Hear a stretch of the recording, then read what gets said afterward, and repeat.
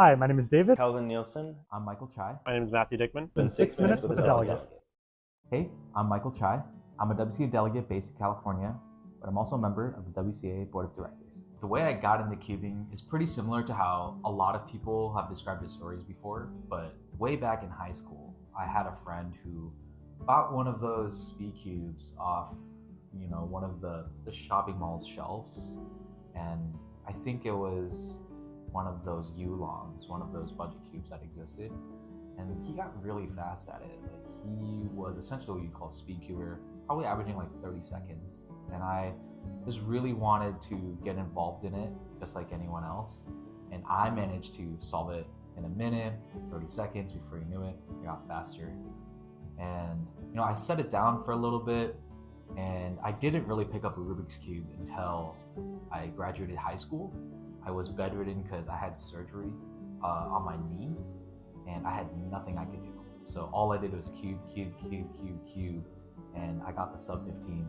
It has never stopped ever since. I've met so many people, and it's been a wild, wild ride. So this answer has changed over time. I would like to say that my favorite event is, historically, it's been Megaminx.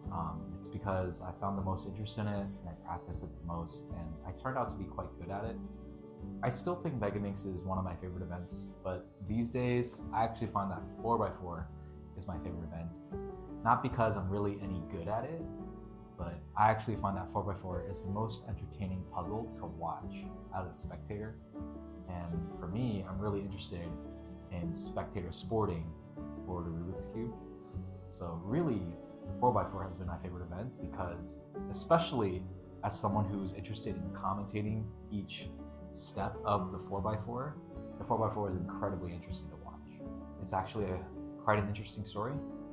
I was in Japantown in San Francisco, California, if you guys are familiar with this area, and I was having dinner with my friends. And what was interesting was I had a cube, just like any cuber does, and I was doing some finger tricks, I was doing a little bit of one-handed, and then this guy taps my shoulder, right over here, And then he comes up to me, and he's like, "Are you a speedcuber?" He introduced himself, his name was Tyson, and I got to meet a couple of his friends. There were some other people at the table. Their first names might have started with Toby, Lars, Shelly, etc.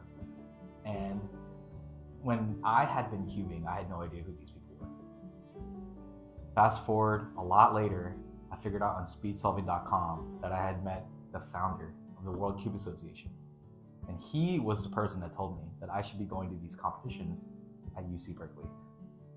And that is the crazy story of how I started cubing and how I found competitions. It was unlike anything I've ever experienced. What made me want to become a delegate? That's an interesting question because I had started organizing competitions in 2017, bringing back competitions to the San Francisco city metro area. I think for the first time since 2009, it was a San Francisco Open as well in that time frame. I don't exactly know how I became interested in becoming a WCA delegate, but I do know that I wanted to be more involved. And the opportunity sort of arose. I think, I was talking to at the time they were my delegates, now they're my peers, Ryan and Shelly, and they seem to be quite supportive and recommended me to become a WCA delegate. Really, that's all she wrote. I became a delegate right before Western Championships, I believe 2019 or 2018, it was one of the two. And I was able to have a little bit more responsibility in those championship settings. And ever since then, I've been nonstop delegating, learning how to be better, and trying to be the best role model I can be for the WCA. What inspires you to keep cubing?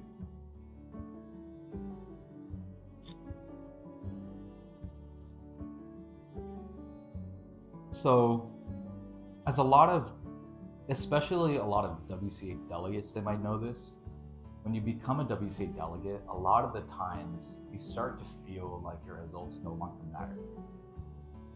You're a really important person for the sanctity of a WCA competition. You're an important person for the integrity of a WCA competition. And sometimes it comes at the sacrifice of, to some extent, your own well-being, but most importantly, like the rest of your results. And yeah, for me, it was no different, but I found a lot of solace and a lot of meaning in being able to create these spaces for kids, for teenagers, college students, of people of all ages to have the same experiences that I did. So the way I view a WCA competition is it's a service back to the community. And I would say that's one of the biggest reasons that, not that I keep cubing, but that I'm in cubing. But for me, I'm all about trying to move things forward, and I'm looking to see what's the next thing we can do to make X, Y, and Z better.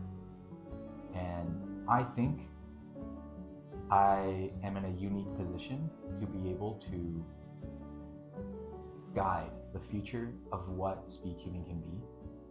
And that is what inspires me to stay and to be a cuber. Thanks for watching, and this has been 6 Minutes with a Delegate.